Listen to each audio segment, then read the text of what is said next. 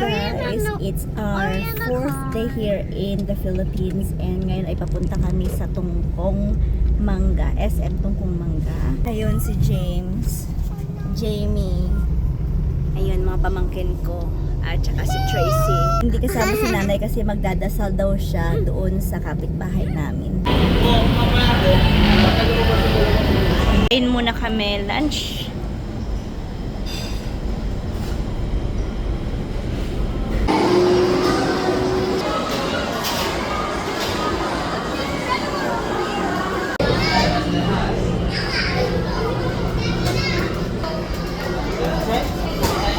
You okay there, Jamie boy?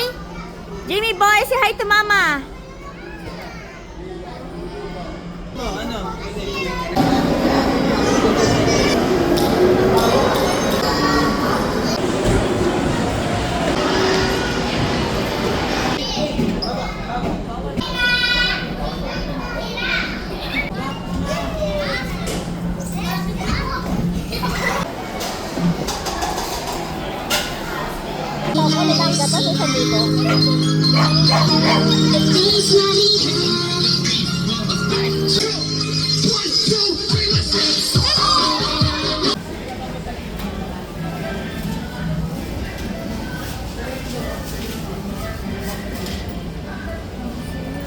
Feliz Navidad, próspero año y felicidad. Feliz Navidad, próspero año y felicidad. Thank you, thank you, thank you, thank you very much. Thank you. You're welcome! Hi guys, today is December 28. Andito kami sa ospital nagpasko dahil si James ay nagka-amoebiasis. Hindi namin alam kung saan nanggaling yung amoebiasis ni James, pero ang cause noon is either madumi yung tubig or madumi yung pagkain. So, si James, naka 4 times na siya dito sa Pilipinas and very careful kami palagi. And ngayon lang siya nagkasakit talaga. Very careful kami sa mga pagkain, sa mga iniinom namin. Actually, kahit na yung pang toothbrush namin ay Wilkins pa. Ang kanyang mga pangkape ay galing pa sa Wilkins. As in talagang super ingat namin sa mga kinakain at mga iniinom namin. Pero wala tayong magawa na dahil siya ng amoebiasis. Nakakapagtaka noon kung ano yung kinakain niya ay kinakain din namin at kinakain din ng mga bata. Thankfully, yung mga bata ay hindi nagkasakit at si James lang yung nagkasakit. So, nag-start siyang nagkasakit noong 23 ng hapon. Nasa mall kami, namimili kami sana ng mga regalo for the kids. Kaya lang, sabi niya, ang sama ng pakiramdam ko. And then 24, Christmas Eve, talagang masamang-masama na yung pakiramdam niya. 25 na umagang, sabi niya sa akin, kung ganito pa rin ang pakiramdam ko buong araw today, bukas, pupunta na tayo sa ospital. Nagkataon naman ay isa sa mga friend ko nung high school, as in super close ko talaga nung high school, nasa tropa talaga namin nung high school, ay doktor. And hapon ng 25 ay dapat pupunta sila sa bahay. So may message ko siya, sabi ko, is it okay na pagpunta mo dito ay hindi kita masyadong maasikaso kasi yung asawa ko may sakit ilang araw na. Pagkasabi ko ng ganon, tumawag yung friend ko. And sabi niya sa akin ano yung mga symptoms niya. So sinabi ko, sabi niya, dalhin mo na ngayon sa emerge.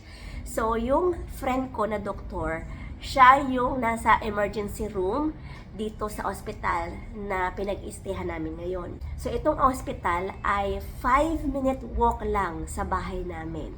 So dinala ko kaagad dito si James and thankfully talaga nadala ko siya on time kasi talagang nanghihina na siya. Sa mga hindi po nakakaalam ng amoebiasis, yan yung talagang nagdudumi ka na paulit-ulit. And hindi sinasabi sa akin ni James kasi ayaw niya maabala ako. Hindi ko alam na ilang beses na pala siya nagbanyo. Buti na lang talaga dinala ko siya dito sa emerge noong araw na yon kasi nanghihina na nga si James. Dito na kami nag-reunion ng friend ko. O, yung friend ko na yon ay 25 years kaming hindi nagkita. Shoutout kay doktora na inasikaso talaga kami. Ang bilis ng aming pagpasok dito.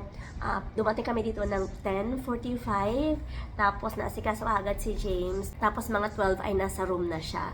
So, shoutout sa aking friend na doktora dito sa ospital na ito. I don't think pwede kong banggitin yung ospital. At saka may policy sila dito na bawal picturean yung mga patients at mga staff nila. Anyways, okay na si James ngayon. Third day niya dito sa ospital. So, nag-start si James na nagkasakit noong 23 ng hapon.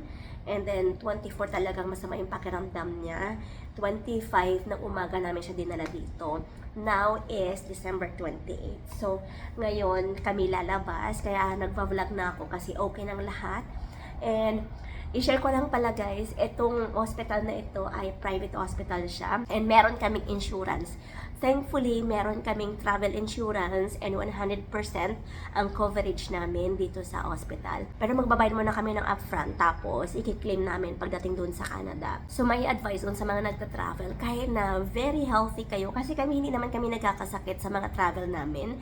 Kahit na very healthy kayo, make sure that you guys have an insurance kasi mas maganda na yung sigurado tayo na napoprotektahan tayo kapag tayo ay nagta-travel. So tulad nito, ang kinuha namin dito na room ay pinakamalaking room kasi yung unang private room na kinuha namin, maliit lang siya, pwede lang siya na isang watcher.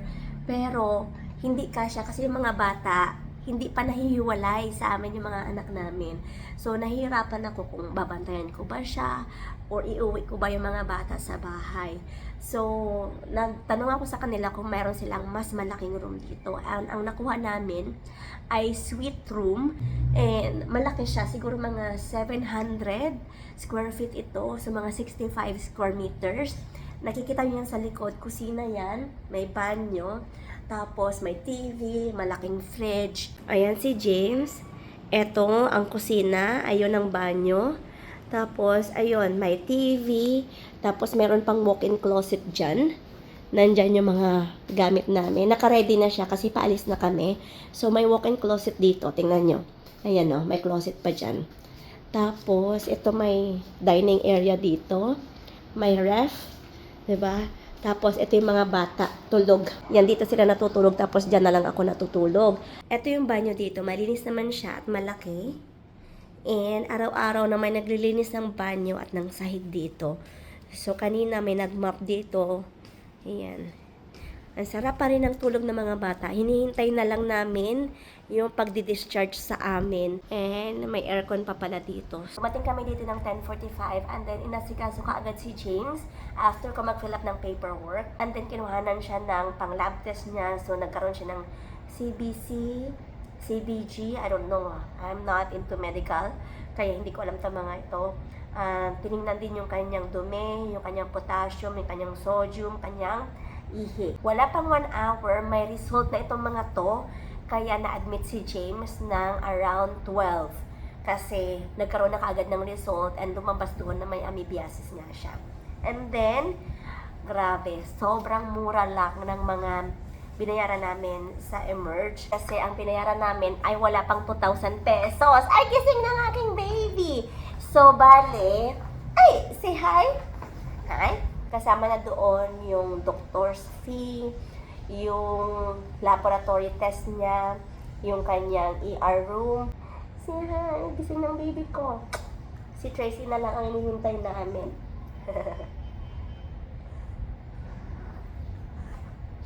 Daddy, I already put the towels in the bag. Do you need the towel? The soap is here. The soap is here. Nakapagligpit na kasi ako. Ang ganda pa dito kasi, yung pagkain na binibigay kay James ay specifically for him talaga. Dahil masakit yung kanyang sikmuraan, ang binibigay sa kanya ay mga pagkain na may luya. Lugaw na maraming luya, at saka tinola. At saka ano pa ngayon? What else? Sinigang. Ito yung hospital room namin. Tapos, yung bahay namin ay dyan sa likod lang ng water tank na yan. Tapos, may shortcut pa, pauwi ng bahay mula dito. Yan. So, sobrang lapit lang ng bahay namin. Hi guys! Nakalabas na kami ni James and papunta kami ngayon sa Mercury Drug. Bibili kami ng kanyang mga reseta. And our total bill ay nasa 42,600 plus yung emergency nasa almost 2,000 yon. Tapos nag-request kami ng certificate of confinement at saka ng medical abstract para sa insurance namin. 450 yon. Tapos, ang binayad pala namin sa bill namin ay credit card. Kasi kailangan ng insurance ng parang proof na nagbayad kami. Kasi kapag cash ang ibabayad namin, walang proof, 'di ba? Ang mga insurance sometimes hinahanap nila yung proof of payment. And makikita yung proof of payment doon sa aming credit card bill. Kapag nagbayad ka ng credit card, may additional 4% na charge. So, ang total ng binayaran namin ay 44,000 mahigit. Tapos yung emergency namin na around 2,000. Plus yung requisition namin so na 450. So around 47,000 siguro. Pero ang kagandahan noon ay mayroon kaming insurance. Kaya ang payo ko talaga sa lahat ng nagbabakasyon, make sure na mayroon kayong insurance para ma-cover yung inyong travel emergency. Hey guys, nandito na kami sa bahay after namin mamili ng gamot. Nakaligo na rin ako. Hindi ako nakaligo kanina nung una ako nag-vlog kasi mas komportable ako maligo dito sa bahay. Ang binayaran pala namin sa gamot ni James ay 3,479. At itong binayaran namin ay 100% din na i-cover ng aming insurance. Papunta kami ngayon sa mall. Kasama ko si Jamie, si Nanay, si Ella, si Tracy, si James na saunahan. Mas gusto ni James umalis. Sabi niya sa akin kanina, pagdating natin sa bahay, maligo lang tayo tapos alis na tayo. Kasi pero niya 3 days siya sa bahay bago kami pumunta sa ospital. Tapos sa ospital hindi din siya nakalabas. Kaya ngayon, labas na labas siya. Gustong-gusto niya pumunta sa mall or ba kahit saan, basta makalabas lang siya. And dahil mainit ay pupunta kami sa mall. Dito kami ngayon sa SM San Jose del Monte. Nakilala po ako ni Nanay Lina Noel. Ayan, nagpa-vlog po ako and sabi niya, nanonood ako sa'yo. Ayan, taga sa amin din, sa campus. Kababayan. Opo, ayan. Nandito kami sa Max. Naubos ni Jamie yung kanyang crab corn soup. Are you done, Jamie boy? I already finished it. Yeah, Tracy already finished hers as well. Ito ang aming order sa Max.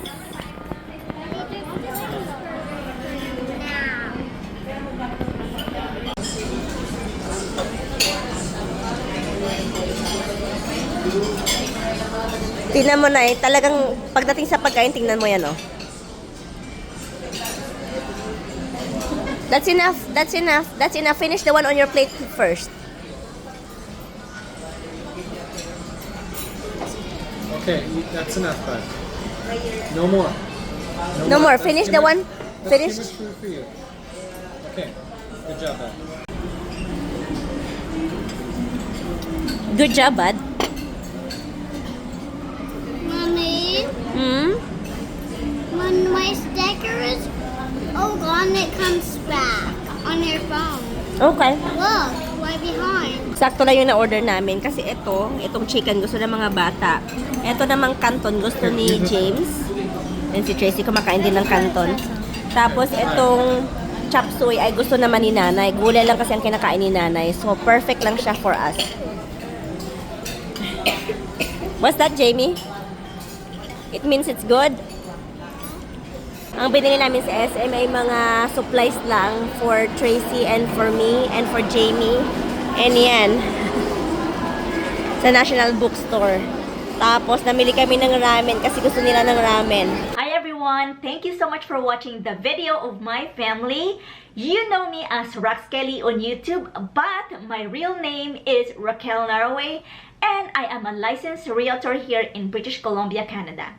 So, if you, your family or friends are looking to invest, buy, or sell homes here in BC, please give me a call at 778-883-2202.